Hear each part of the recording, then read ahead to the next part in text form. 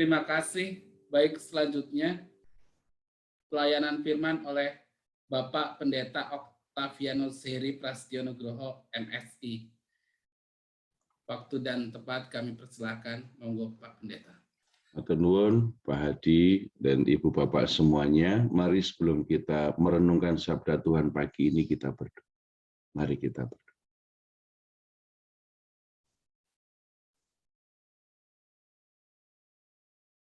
Pagi yang indah ini Bapa mendorong kami untuk bersyukur kepadamu. Betapa baiknya Engkau yang memberikan nafas kehidupan, yang memberi kesehatan bagi kami pagi ini, yang memberikan sukacita kami pagi hari ini, untuk datang menyembah dan berbakti kepadamu. Biarlah Tuhan menyapa kami dengan sabdamu, menyirami kami dengan firman-Mu, supaya kami dikuatkan, diteguhkan, dihibur, supaya kami tetap punya pengharapan di dalam Tuhan. Biarlah Tuhan, kami menyambut sabda-Mu dengan penuh syukur dan sukacita. Engkau menuntun kami dengan hikmat Roh-Mu yang kudus, dan melindungi kami dengan kuasa darah Kristus Putra-Mu. Kami sambut sabda-Mu dengan penuh syukur dan terima kasih. Di dalam Kristus Sang Sabda Sati kami mohon. Amin. Saudara-saudara yang terkasih, kita bersama renungkan sabda Tuhan sejenak dari Markus pasal 11 ayat 20 sampai 26. Ini ayat-ayat yang heroik ya, ayat-ayat yang sangat terkenal dari Markus 11 ayat 20 sampai yang ke-26. Saya bacakan bagi kita, Ibu Bapak Saudara, demikian sabda Tuhan.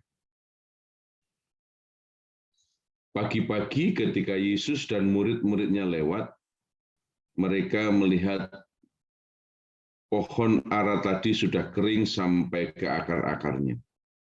Maka teringatlah Petrus akan apa yang telah terjadi, lalu ia berkata kepada Yesus, "Rabi, lihatlah pohon ara yang kau kutuk itu sudah kering."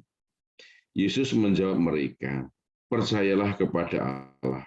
Aku berkata kepadamu, sesungguhnya barang siapa berkata kepada gunung ini, beranjaklah dan tercampaklah ke dalam laut, asal tidak bimbang hatinya, tetapi percaya bahwa apa yang dikatakannya itu akan terjadi, maka hal itu akan terjadi baginya. Karena itu aku berkata kepadamu, apa saja yang kamu minta dan doakan, percayalah bahwa kamu telah menerimanya, maka hal itu akan diberikan kepadamu. Dan jika kamu berdiri untuk berdoa, ampunilah dahulu sekiranya ada barang sesuatu dalam hatimu terhadap seseorang, supaya juga Bapamu yang di surga mengampuni kesalahan-kesalahan. Tetapi jika kamu tidak mengampuni, maka Bapamu yang di surga juga tidak akan mengampuni kesalahan-kesalahan. Saudara-saudara yang terkasih dalam Kristus, selamat pagi, Ibu Bapak, poros derek GKJ Bambu Kuning yang dikasih Tuhan. Kita bersama-sama boleh merasakan pagi yang indah di Sabtu ini. Habis ini setelah kita renungan, monggo yang mau sepedaan, yang mau jogging, yang mau jalan kaki, yang mau sarapan juga monggo bisa menikmati bahwa hidup ini indah. Tuhan Yesus itu baik. Kalau kita bisa menghayati demikian, sebenarnya apalagi yang kita cari di dunia ini. Usia kita juga nggak lama lagi, yang sudah 45, 50, 55, 60, 65, 70, ya sebentar lagi ditimbali Gusti. Karek saknyuk gitu nggih kalau bahasa Jawanya, tapi kita sudah siap. Karena apa? Kita meyakini Tuhan Yesus itu baik. Yang sudah 60 ke atas Bapak Ibu yang belum gabung Adiswo, monggo dipersilahkan untuk gabung. Pak Sarju sudah 60 dereng nggih? Oh, belum nggih, masih anu nggih. Tapi kalau boleh juga nggak apa-apa. Karena nanti hari Kamis rencananya kita mau jalan-jalan ke Punten Pak Anggoro nggih di Puncak nggih. Nah, jadi monggo yang mau nderek Adiswo juga dengan sukacita. Bapak Ibu dan Saudara, ayat ini ayat yang terkenal. Jadi ada dua dimensi yang sangat kuat. Yang pertama tentang kuasa, tetapi Tuhan menyeimbanginya dengan pengampunan. Yang pertama soal iman, percayalah kepada Allah. Yang kedua adalah soal kasih, bagaimana kita mengampuni saudara kita. Jadi saudara-saudara, kita bisa melihat bagaimana tingkat iman yang tertinggi ketika orang tidak bimbang hatinya, tetapi dia sungguh-sungguh percaya, maka gunung pun akan beranjak. Itu adalah bagaimana iman yang biji sesawi, sebesar biji sesawi itu bisa memindahkan gunung. Saudara-saudara yang terkasih dalam Kristus, sebenarnya bukan semata-mata hasil yang hendak ditekankan oleh Yesus di sini, karena banyak orang membaca ayat ini adalah fokus pada hasil. Oh, berarti hasilnya nanti apa yang aku minta akan Tuhan berikan. Ketika kita fokus pada hasil, bahwa kita berdoa supaya mendapatkan hasil, itu tidak salah. Tetapi sebenarnya yang paling dalam Tuhan inginkan, itu kita punya habitus, kita punya kebiasaan untuk tidak bimbang, dan punya kebiasaan untuk mau berseru kepada Tuhan. Punya kebiasaan untuk melekat pada Tuhan, sehingga entahkah nanti hasilnya Tuhan itu akan memberikan yang kita inginkan atau tidak, itu sudah bukan lagi menjadi persoalan. Tetapi yang penting di sini sebenarnya Tuhan ingin agar kita itu mau menjadi kekasih Tuhan, menjadi sahabat Tuhan, menjadi kekasih yang melekat pada Tuhan. Itu sebenarnya poin yang paling utama, sehingga kemudian ketika kita melekat pada Tuhan, maka kita fokus pada bagaimana relasi dengan Tuhan. Jika Tuhan mengabulkan apa yang kita minta, puji Tuhan. Tapi seandainya pun belum, kita tetap melekat pada Tuhan. Kekasih Tuhan, sahabat Tuhan. Bapak, Ibu, dan Saudara, seringkali kita itu fokus pada, ini misalnya saya beli HP, dapat bonusnya ini, cukur kumis gitu nggih. Gilet Vector yang warna biru gitu nih. Kalau kita beli HP, dapat bonus Gilet Vector. Nah, yang sering terjadi, dan kita jujur mengakui, kita itu sebenarnya hanya nyari Gilet Vectornya ini. Jadi ketika kita itu beli HP, tidak sungguh-sungguh mencintai sang pembeli HP-nya, tapi kita mencintai Gilet Vector. Maka ketika ada penjualan HP tidak ada bonusnya Gilet Vector, ya kita nggak akan beli HP. Kalau iman kita masih sedangkal itu, yaitu mencari Tuhan hanya untuk mencari Gilet Vectornya, maka kita masih perlu belajar. Tapi kalau kita mencintai Tuhan sebagai sahabat kekasih sungguh-sungguh, maka kita sudah tidak peduli lagi apakah nanti dikasih bonus Gilet Vector atau tidak. Nah, itu yang kita harapkan, sehingga ketika membaca ini kita fokusnya pada melekat pada Allah, menjadi sahabat, menjadi kekasih Allah, sehingga tidak bimbang hatinya. Maka Tuhan akan tambahkan dengan kuasa, dengan karunia, dan yang lain. Fokuslah pada HP-nya, jangan pada cukur kumisnya. Fokuslah pada pemberi berkat, jangan pada berkatnya. Yang kedua, Ibu, Bapak, dan Saudara, yang menarik, bahwa ketika orang itu berdiri untuk memohon kuasa Tuhan dalam doa, maka ada dimensi kedua yang Tuhan tekankan. Dan ini sesuatu yang sangat penting, yaitu jika ada sesuatu dalam hati saudara kita yang terluka, maka yang melukai kita, maka ampunilah dia atau minta ampunlah kepada. Lalu Tuhan menutup dengan sebuah ungkapan yang agak ngeri-ngeri sedap gitu, ya. Tetapi jika kamu tidak mengampuni, maka Bapamu yang di surga juga tidak akan mengampuni kesalahan-kesalahan. Ternyata dimensi pengampunan itu sangat penting ketika kita datang menghadap Tuhan dalam doa. Bukan hanya dalam doa, Matius 5 ayat 23 dan 24 dikatakan, sebelum kamu memberikan persembahanmu, ampunilah dahulu, berdamailah dahulu dengan saudara. Ternyata untuk menghadap Tuhan, dimensi relasi yang baik dengan sesama itu diangkat tinggi oleh Tuhan. Baik waktu kita berdoa, baik waktu kita memberikan persembahan.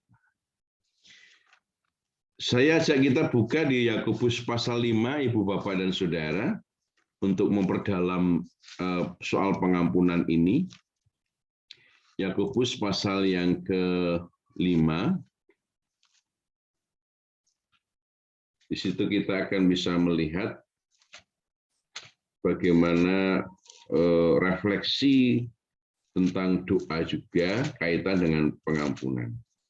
Yakobus 5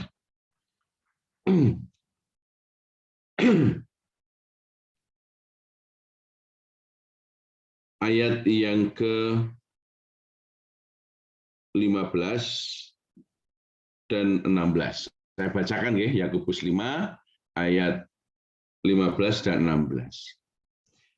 Dan doa yang lahir dari iman akan menyelamatkan orang sakit itu, dan Tuhan akan membangunkan dia. Dan jika ia telah berbuat dosa, maka dosanya itu akan diampuni. Karena itu, hendaklah kamu saling mengaku dosamu dan saling mendoakan, supaya kamu sembuh. Doa orang yang benar, bila dengan yakin didoakan, sangat besar kuasanya. Apa yang menarik di sini, Ibu, Bapak, dan Saudara? Yang pertama, doa dari iman yang kuat. Itu dibutuhkan. Iman itu ketika kita berdoa, sehingga kita tidak bimbang, dan Tuhan akan menolong. Tetapi ya, menarik di sini ada dimensi kasih lagi, dan jika ia telah berbuat dosa, maka dosanya akan diampuni. Bagaimana dia diampuni? Karena itu hendaklah kamu saling mengaku dosamu dan saling mendoakan supaya kamu sembuh. Doa orang yang benar bila dengan yakin didoakan sangat besar kuasanya. Jadi ada dimensi iman. Yang kedua adalah benar. Benar itu artinya adalah sudah bersih dosa-dosanya, sudah mengampuni dosa orang lain, dan juga sudah diampuni dosanya. Dan ternyata ketika kita membaca ayat ini, sering yang terpikir hanya adalah, wah, pokoknya orang benar itu orang yang imannya kuat, dan kemudian pasti Tuhan akan mengabulkan. Tetapi dimensi pengampunan, dimensi saling mengakui kesalahan, dimensi relasi kasih sering kita lupakan. Jadi di Markus tadi ditekankan ada dimensi kasih, pengampunan, relasi yang diangkat sebagai syarat doa. Dan di dalam Yakobus pun di mana ayat-ayat yang sangat terkenal, doa orang benar bila didoakan, ada selain dimensi iman, dimensi kasih, pengampunan, pertobatan juga diangkat oleh Tuhan. Kesimpulannya, di mata Tuhan, pembaharuan, pemulihan relasi dengan orang-orang yang menyakiti kita atau kita sakiti sangat penting, sangat diangkat oleh Tuhan. Sehingga di doa Bapa kami pun Tuhan mengatakan, di dalam doa ada ungkapan, dan ampunilah kami seperti kami juga mengampuni. Bapak, Ibu, dan Saudara, melalui renungan ini, mari kita belajar di mana kita sungguh punya iman yang kuat, tidak bimbang, vertikal, tapi kita juga melihat apakah ada orang-orang yang masih terluka oleh sikap dan tutur kata kita. Tuhan memberkati kita. Amin. Saat teduh bagi kita.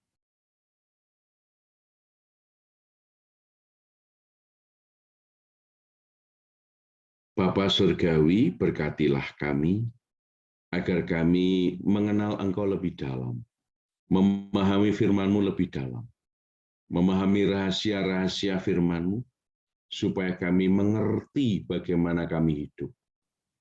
Biarlah Tuhan sabda-Mu menolong kami untuk terus melekat kepadamu dan mengasihi sesama.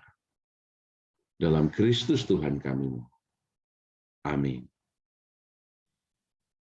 Monggo Bapak, Ibu, dan Saudara, saya beri kesempatan untuk kita boleh sharing dari kesaksian Panjenengan sami maupun dari firman Tuhan ini, bisa kita bersama-sama sharing singkat, monggo sambil santai. Mungkin ada yang ingin memberikan tanggapan terhadap sabda Tuhan ini atau monggo silakan. Monggo dipersilahkan. Mungkin share screen-nya di stop saja nggih supaya kita bisa interaksi. Matur nuwun. Nggih, monggo dipersilahkan. Boleh memberikan refleksinya atas firman hari ini atau kesaksian yang lain juga sih.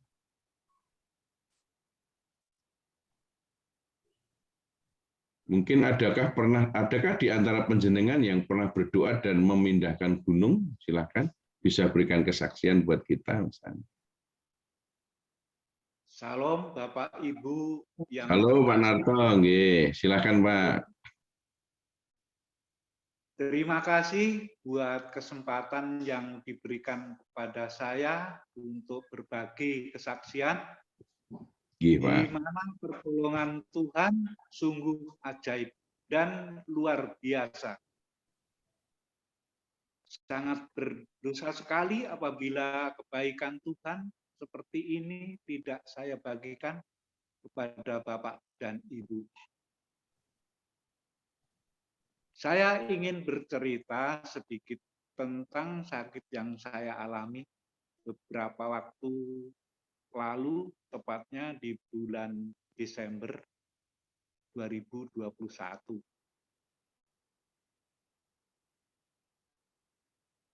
Pasca COVID tubuh saya memang tidak baik.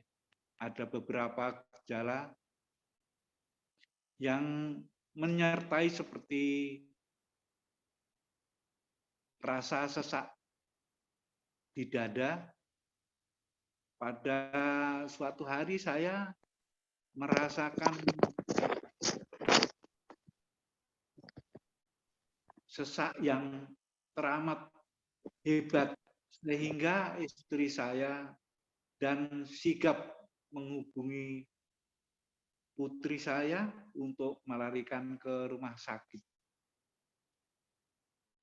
Dalam kondisi tidak berdaya dan perasaan campur aduk karena saya belum mengetahui organ penyakit saya berdoa di dalam hati, memohon pengertaan Tuhan, dan kembali saya diingatkan kalimat Tuhan melalui 1 Korintus 10 ayat 13, pencobaan-pencobaan yang kamu alami ialah pencobaan biasa yang tidak melebihi kekuatan manusia. Sigapnya tim medis ketika saya di IGD, saya mempercayai bahwa hal tersebut adalah perpanjangan tangan Tuhan. Sekitar jam 1 siang hasil laboratorium keluar dan saya kemudian mendapat kabar untuk opnam agar observasi dokter bisa lebih maksimal karena saya memiliki diabetes. Hari berganti hari saya di rumah sakit, saya merasakan lawatan tangan Tuhan yang luar biasa. Dokter yang baik dan komunikatif, istri serta anak-anak yang luar biasa yang Tuhan berikan, kesabaran dan kasih sayang yang tulus dalam merawat saya. Pemulihan terjadi di dalam saya, percaya di dalam, dan doa yang saya panjatkan selama di rumah sakit memiliki kekuatan yang luar biasa. Dikala kelemahan tubuh saya dan gundah gulana, bisa di tangan Tuhan tidak pernah berhenti menopang saya. Bahkan sampai dengan detik ini, saya masih dapat merasakan berkat Tuhan tercurah. pemulihan terjadi di dalam kesehatan saya.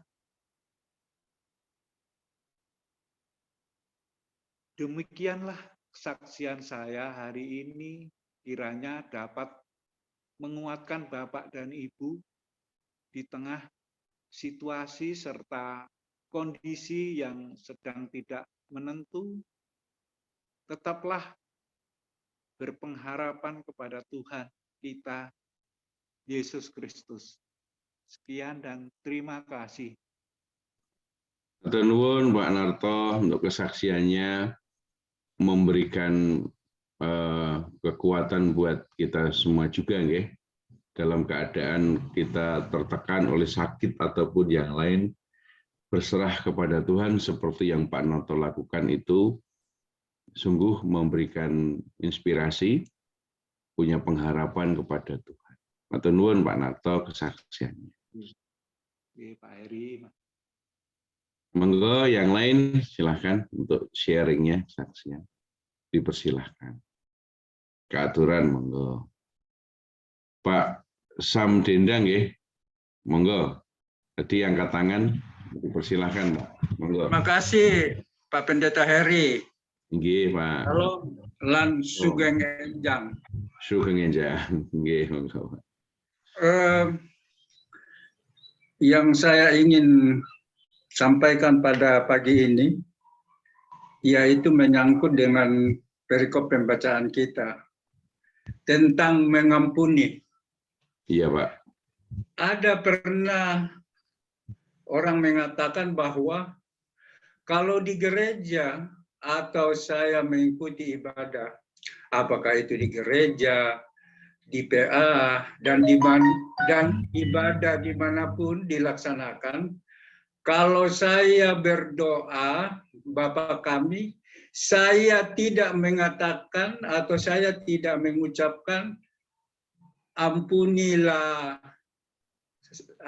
saya. Dia mengatakan dia mengucapkan ampunilah saya, tetapi tidak mengucapkan dan saya mengampuni orang yang bersalah kepada saya. Menurut dia mengatakan bahwa berat, karena jujur mengatakan saya tidak mengucapkan mengampuni karena saya belum melakukan atau mempraktekkan dalam kehidupan saya sehari-hari. Ini dia jujur mengatakan, tetapi Pak Pendeta Heri, kalau kita melihat atau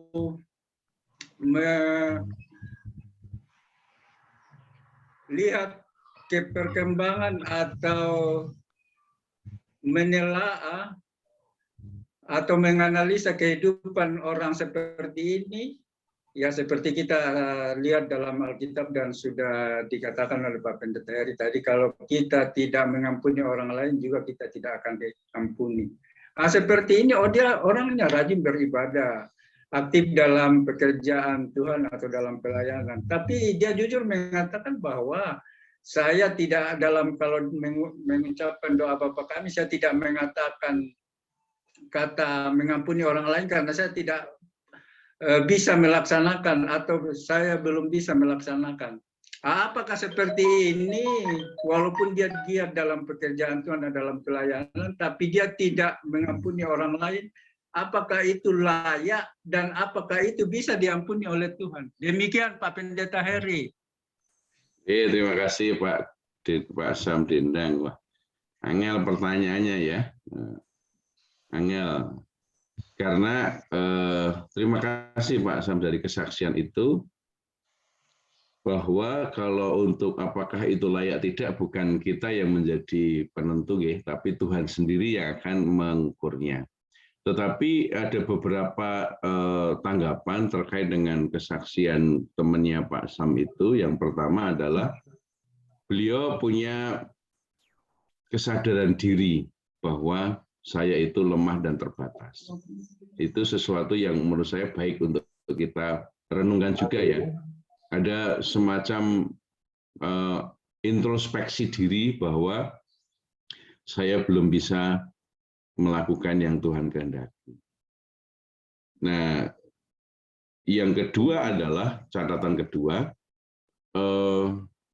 meskipun beliau mungkin ada masih ganjilan dengan orang lain yang belum bisa mengampuni karena ada luka di hatinya, tetapi doa Bapa kami itu adalah formula yang Tuhan ajarkan supaya kita juga katakan. Jadi meskipun kita sedang terganjal, maka Tuhan ingin ya sudah kita katakan saja. Ampunilah kami seperti kami juga mengampuni kepada orang lain. Mengapa kita katakan itu? Yang pertama, meskipun dengan si A ini kita belum mengampuni, tapi si B dulu pernah saya mengampuninya. Si C kita pernah mengampuninya. Artinya beliau sudah punya pengalaman mengampuni, meskipun dengan si A ini belum. Sehingga layak untuk dia mengungkapkan seperti kami mengampuni orang bersalah pada kami, artinya waktu si B, si C, dan D. Nah, lalu yang mengapa kita perlu menyebutkan juga, supaya ini menjadi daya dorong bagi dia, supaya beliau ini selalu punya usaha untuk mengampuni si A. Jadi pengucapan itu tidak harus sudah kita lakukan. Tetapi pengucapan itu adalah sebagai penyemangat supaya apa yang dia ucapkan dia buktikan dalam kenyataan. Jadi kalau beliau mengambil keputusan untuk saya tidak mengungkapkan itu, ya monggo itu keputusannya. Tapi Pak Sam bisa mendorong, meskipun dengan si A kamu belum mengampuni, tapi dengan B, C, D, E yang dulu kan kamu pernah, dan itu menjadi dasar kamu mengatakan, ampunilah kami seperti kami juga mengampuni orang bersalah pada kami. Nggak apa-apa. Secara juga kalau itu kita katakan, Anda akan termotivasi untuk mewujudkan apa yang Anda doakan itu terbukti nyata bahwa suatu ketika saya akan bisa mengampuni si A. Nah, jadi kira-kira begitu dari saya Pak Sam Dendang. Kalau soal apakah itu layak atau tidak itu Tuhan yang menilai Pak. Gitu ya. Terima kasih Pak Sam Dendang. Oke, monggo mungkin ada satu lagi mungkin yang mau sharing silahkan. Atau mau tanggapan, refleksi.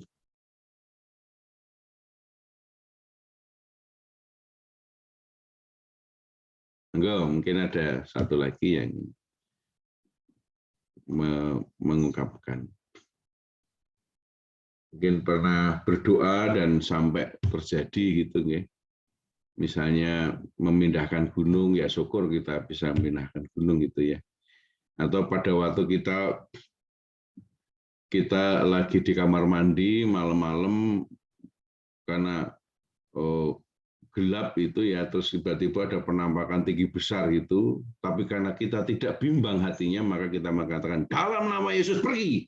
Wah, langsung hilang gitu ya. Itu kan kesaksian juga gitu ya. Kalau kita sempat ngomong, kalau misalnya ngewel duluan ya repot kan gitu ya. Ya mungkin ada kesaksian, silahkan. Terakhir satu lagi diberi kesempatan.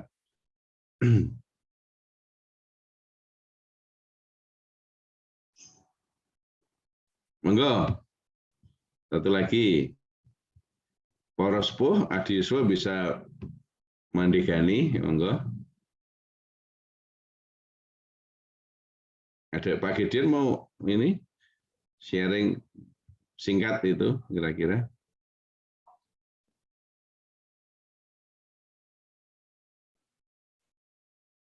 Iya. Monggo Pak. Iya, kuasa doa yang luar biasa. Iya. Kalau saya terjadi di dalam kehidupan saya.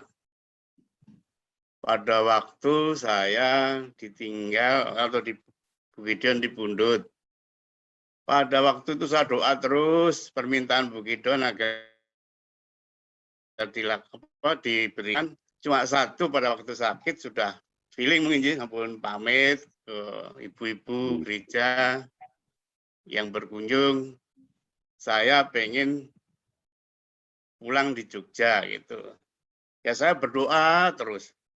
Luar biasa keluar masuk rumah sakit dari Hermina ke Kerawang ke Darmais berdoa setiap hari dengan anak-anak saya agar tidak kena COVID. Tapi luar biasa Tuhan memberikan. Di situ panjang sekali antrian COVID itu yang di barak-barak. Kita lewati, diantar oleh Pak Sur, Pak Dum, Pak Yunus. Dan yang membawa juga luar biasa, tidak terdampak atau terpapar. Sungguh-sungguh luar biasa, saya sungguh bahagia. Tuhan Yesus betul-betul mengampuni, mengasihi, dengan doa yang didengarkan oleh Tuhan. Puji Tuhan, diobati dengan dipundutnya Bu Gideon, kami boleh pulang ke Jogja. Itulah Pak Pendeta, luar biasa. Sehingga sampai sekarang saya betul-betul, apalagi udah mengalami masa tua begini, doa adalah sangat menyentuh dan luar biasa. Terima kasih Tuhan Yesus. Mengaten Pak Pendeta Heri itu. Terima kasih sekali Pak Gideon. Terima kasih. Jadi sebenarnya Ibu Bapak itu punya kesaksian masing-masing, tapi yaitu kalau belum ditabuh belum bunyi kan orang Jawa kan. Nah coba kalau kayak Pak Gideon ngendikan ada juga, ternyata ada nih cara Jawa ini ora penak aku yang diaturi ya dawuhi kan gitu nggih. Nah itulah orang Jawa gitu ya. Tapi kalau Pak Samdina kan bukan orang Jawa, langsung aja gitu kan, wah mantap. Saya Pak, wah itu mantap gitu. Nah tapi lain waktu monggo langsung mawon ya Bapak Ibu memanfaatkan kesempatan untuk berbagi. Terima kasih Pak Gideon. Ini menunjukkan doa itu luar biasa. Jadi doa tidak hanya, jadi ketika kita berdoa sungguh-sungguh ketika punya persoalan Bapak Ibu, mungkin memang persoalan kita belum selesai dalam waktu sekejap. Tetapi hati kita itu menjadi lebih tenang. Hati kita lebih jernih untuk bisa menghadapi masalah. Tidak panik. Tetapi kita bisa lebih tenang, lalu menata satu-satu apa yang harus kita lakukan. Di dalam Mazmur 138 dikatakan bahwa Tuhan akan mendengarkan orang-orang yang berseru kepadaku. Pada saat dia berseru kepadaku, aku akan memberikan kekuatan kepada. Jadi kita diberi kekuatan untuk menanggung pergumulan itu meskipun masalah belum selesai. Jadi Mazmur 138 itu di ayat terakhir dikatakan, dan ia akan menyelesaikannya bagi. Pada saatnya juga akan selesai. Terima kasih untuk sharingnya Ibu Bapak semuanya. Kita bersyukur semoga melalui firman ini iman kita makin kuat, jangan bimbang dan ragu. Kalau ke kamar mandi jangan takut, jangan bimbang ragu, meskipun mati lampu, dalam Yesus iblis dikalahkan, nyanyi kan gitu ya. Jangan takut, jangan takut. Nah, makludak, jangan takut, jangan takut. Nah, misalnya. Dan yang kedua yang penting adalah relasi kita. Kita renungkan mana yang kira-kira terluka dengan kita atau kita yang terluka, kita selesaikan, kita bereskan. Sehingga kemudian kita dilayakkan untuk menaikkan doa kita. Mari kita bersatu dalam syafaat kita. Mari kita berdoa.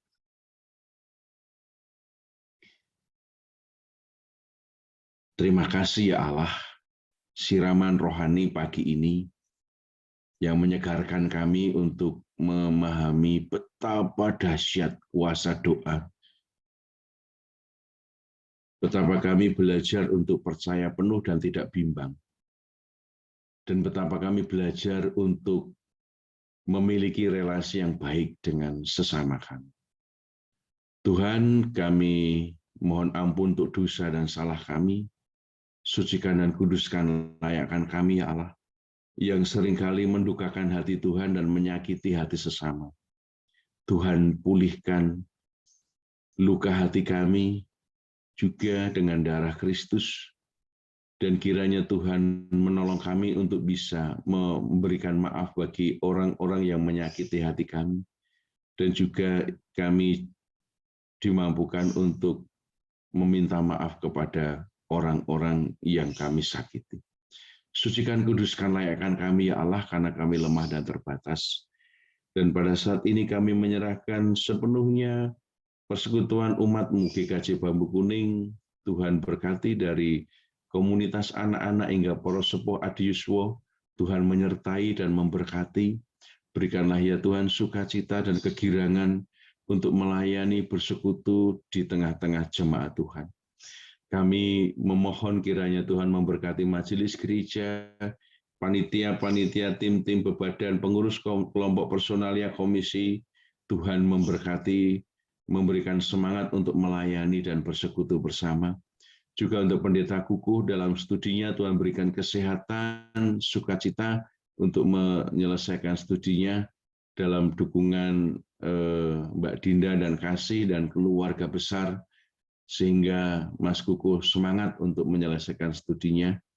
Kami menyerahkan juga untuk pergumulan keluarga kami, dalam pergumulan relasi-relasi yang retak, Tuhan lawat dan jamah pulihkan, yang merindukan pasangan hidup, momongan pekerjaan, Tuhan membuka jalan, yang merindukan pemulihan ekonomi, Tuhan juga menolong mereka, yang mengalami duka cita karena ditinggalkan orang yang dikasih, Tuhan memberi kekuatan penghiburan, yang berjuang melawan sakit, kiranya Engkau berkenan untuk memberikan iman yang kuat dan tidak bimbang hatinya, memberikan pemulihan dan kesembuhan untuk saudara kami, diantaranya Ibu Maya Endrison, Bapak Hartono, Ibu Eni Suripto, Mbak Jati Utami, Ibu Mami Sumarni, Ibu Jumini Yoto Suwito, Ibu Kapila, Bapak Sunu, Bapak Sinaga, Ibu Sisilia Markus, Ibu Gideon,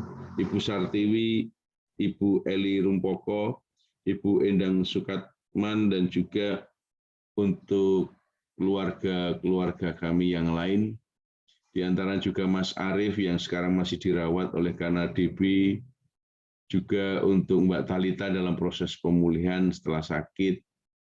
Kami juga mendoakan untuk Mas Agus, Mbak Christine, Mikaela yang sedang isoman, maupun saudara-saudara kami yang lainnya, ya Allah, yang belum bisa kami sebut, kiranya Tuhan melawat menjamah mereka semua, memberikan kesembuhan dan pemulihan bagi saudara kami ini. Kami menyerahkan anak-anak-Mu yang sekarang ini ujian atau akan menghadapi ujian atau akan menghadapi tes, kiranya Tuhan juga memberi kesehatan, konsentrasi yang baik, hikmat dari Tuhan, sehingga dimampukan untuk mengerjakan dan menyelesaikan tugas-tugas dengan baik. Terima kasih Bapa, kami menyerahkan bangsa dan negara kami, kiranya Tuhan menolong pemimpin bangsa, agar sungguh-sungguh ya Allah, memiliki rasa belas kasih kepada rakyat, sehingga bisa sungguh-sungguh menyejahterakan rakyat. Dan rakyat bangsa hidup rukun damai satu dengan yang lain, saling menjaga, memelihara keharmonisan relasi satu dengan yang lain. Terima kasih Bapa, kami menyerahkan sepenuhnya kehidupan kami masing-masing ke dalam tangan pengasihan. Apa yang akan kami lakukan pagi ini, Tuhan berkati dan Tuhan sertai. Inilah syafaat dan syukur kami, di dalam Kristus Tuhan Juru Selamat kami berdoa. Terpujilah Engkau Tuhan kekal sampai selama-lamanya. Amin.